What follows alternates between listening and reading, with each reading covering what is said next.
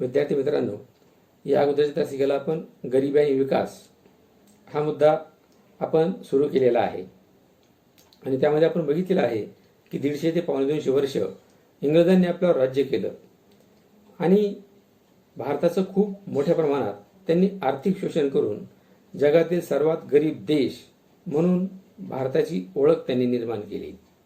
आणि म्हणून स्वातंत्र्यप्राप्तीनंतर भारत सरकारने भारतातील ही गरिबी कमी करण्यासाठी, औद्योगिकरणाचा विकास करण्यासाठी, शेतीचा विकास कमी करण्यासाठी, दारिद्र्य निर्मूलनासाठी, गरिबी निर्मूलनासाठी अनेक प्रकारच्या योजना या भारत सरकारने सतत आखलेल्या आपल्याला दिसतात. त्यामध्ये भारतामधला जो आर्थिकदृष्ट्या सक्षम असलेला वर्ग आहे त्यांनी जरी या योजनेचा अधिक फायदा घेतलेला असला तरी सुद्धा 2005 ते 6 व 2015 ते 16 या दशकापूर्वी भारतातील दारिद्र्याचा दर हा 55% होता. परंतु त्यानंतरच्या दशकामध्ये भारताचा दारिद्र्याचा दर जो आहे तो फक्त 27.5% आहे.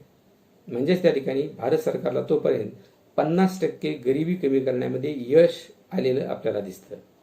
परंतु तरी सुद्धा मानव विकास निर्देशांकामध्ये भारताचा जगातील 189 देशामध्ये 130 हा क्रमांक आहे. म्हणजे अजूनही त्या ठिकाणी भारताचा मानव विकास निर्देशांक हा वाढलेला नाही. भारतात अजूनही गरिबी मोठ्या प्रमाणात आहे आणि म्हणून भारत सरकारने आपल्या देशाच्या विकासासाठी, गरिबी निर्मूलनासाठी, औद्योगिकरणामध्ये वाढ करण्यासाठी काही विकास योजना राबवलेल्या आहेत. आणि म्हणून भारताच्या विकास प्रक्रियेचे महत्त्वाचे 3 पैलू आहेत. तर तो मुद्दा आपला आज बघायचा आहे. तर तो म्हणजे भारताच्या विकासाचे महत्त्वाचे 3 पैलू. तर त्यामधला पहिला विकासाचा पहिला कोणता आहे तर तो म्हणजे अर्थव्यवस्थेचे आधुनिकीकरण. तर अर्थव्यवस्थेचे आधुनिकीकरण म्हणजे काय तर आधुनिकीकरणामध्ये नवीन तंत्रज्ञानाचा वापर करून औद्योगिकरणाला प्रोत्साहन देणे व शेतीवरील अवलंबित्व कमी करणे म्हणजेच आधुनिकीकरण होय. आधुनिकीकरणाची व्याख्या पुन्हा एकदा लक्षात घ्या. आधुनिकीकरणामध्ये नवीन तंत्रज्ञानाचा वापर करून औद्योगिकरणाला प्रोत्साहन देणे व शेतीवरील अवलंबित्व कमी करणे म्हणजेच आधुनिकीकरण होय. म्हणजेच भारतीय अर्थव्यवस्थेचे औद्योगिकीकरण म्हणजेच आधुनिकीकरण होय. आणि म्हणून पंडित जवाहरलाल नेहरू यांनी सुरुवातीलाच शेतीऐवजी उद्योगधंद्याला जास्तीत जास्त प्राधान्य हे आपल्याला दिलेलं दिसतं. आणि म्हणूनच लघु उद्योगाऐवजी त्यांनी मोठ्या उद्योगावर जास्तीत जास्त भर दिलेला आहे. मोठ्या उद्योगाचा जास्तीत जास्त विकास करण्याचा प्रयत्न हा त्यांनी केलेला आहे.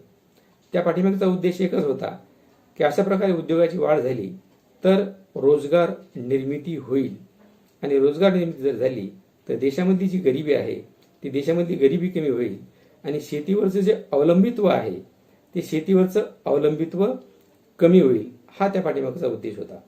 परंतु भारतामध्ये वाढणारी जी लोकसंख्या आहे ती भारतातील वाढणाऱ्या लोकसंख्येमुळे शेतीवरील भार हा दिवसेंदिवस वाढत गेला.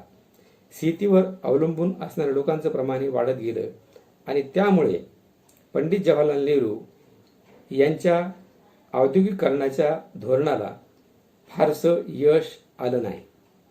कारण जो देश हा औद्योगिकरणावर आधारलेला असतो तो देश विकसित असतो आणि जो देश शेतीवर अवलंबून असतो तो देश हा अविकसित किंवा विकसनशील असतो. आणि म्हणून त्यामध्ये भारताला आपल्याला अपयश आलेलं दिसतं. आणि म्हणून भारतीय अर्थव्यवस्थेत सार्वजनिक क्षेत्रातील आधुनिकीकरणाच्या बाबतीत महत्त्वाची भूमिका ही भारताने निभावलेली आहे. आधुनिकीकरण म्हणजे अर्थव्यवस्थेतील विविध संस्थात्मक आणि रचनात्मक बदलाची प्रक्रिया होय. विविध प्रकारचे संस्थात्मक बदल करायचे, रचनात्मक बदल करायचे आणि अर्थव्यवस्थेचा विकास करायचा आणि शेतीवरचं अवलंबून राहण्याचे जे प्रमाण आहे ते कमी करून औद्योगिकरणाला जास्तीत जास्त प्राधान्य द्यायचं. म्हणजे ज्या पायाभूत ज्या सुविधा आहेत त्याचा विकास जास्तीत जास्त करण्याचा प्रयत्न करायचा, म्हणजेच त्या ठिकाणी अर्थव्यवस्थेचं आधुनिकीकरण होय. तर त्यानंतरचा भारताच्या विकास प्रक्रियेचा दुसरा पैलू आपल्याला पाहायचा आहे, तो म्हणजे आत्मनिर्भरता. तर आत्मनिर्भरता म्हणजे काय? तर आत्मनिर्भरता म्हणजे स्वावलंबन.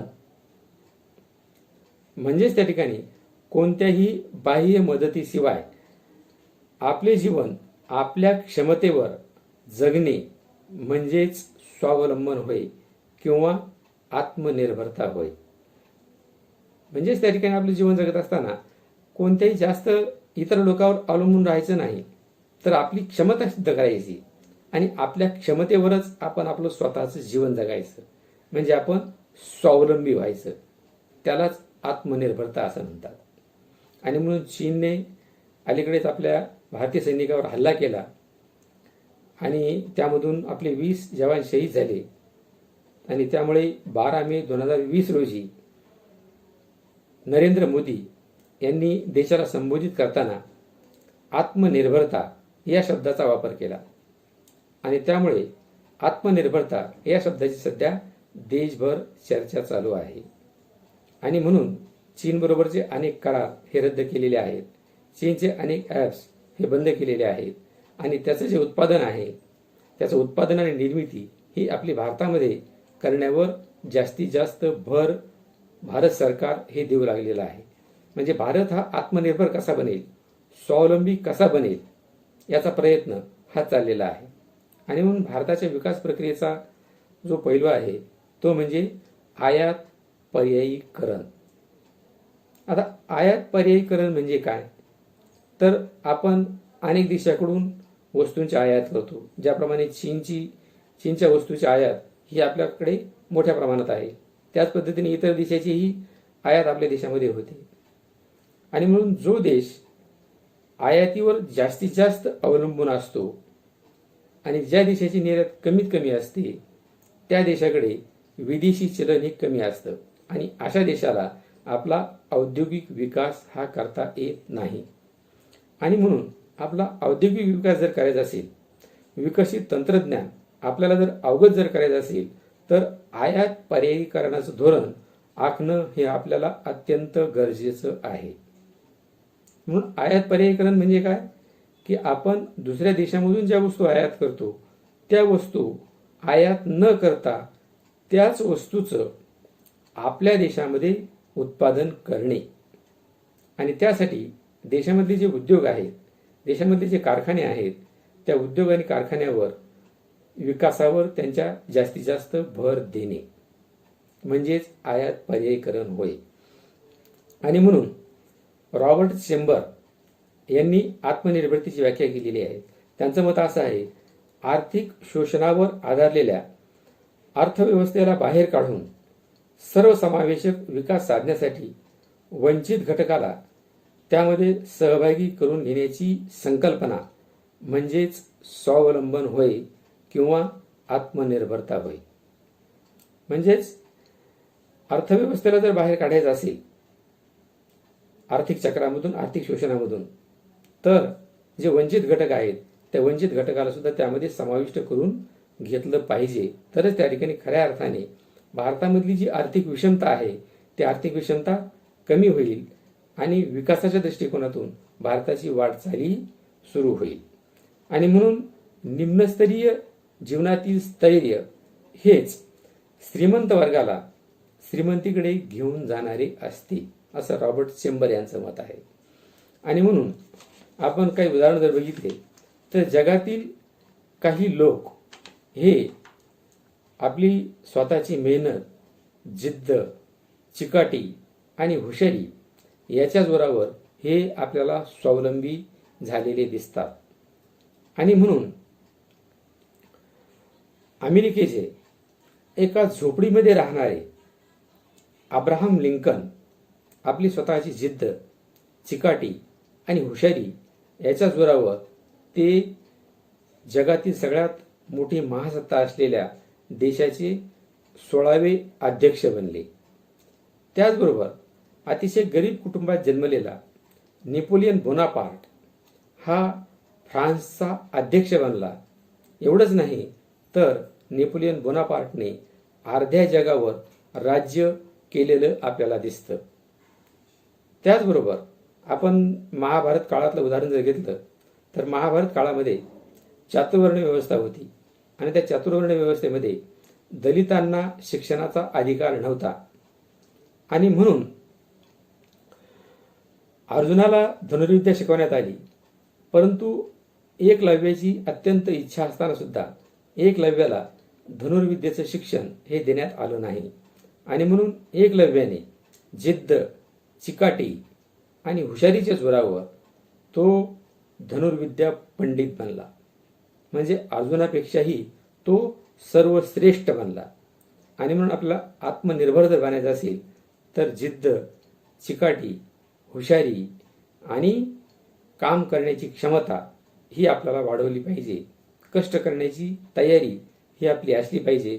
तरच त्या ठिकाणी आपण आत्मनिर्भर बनू शकतो. आणि त्या दृष्टिकोनातून भारताने आत्मनिर्भर बनण्याचा प्रयत्न हा चालवलेला आहे.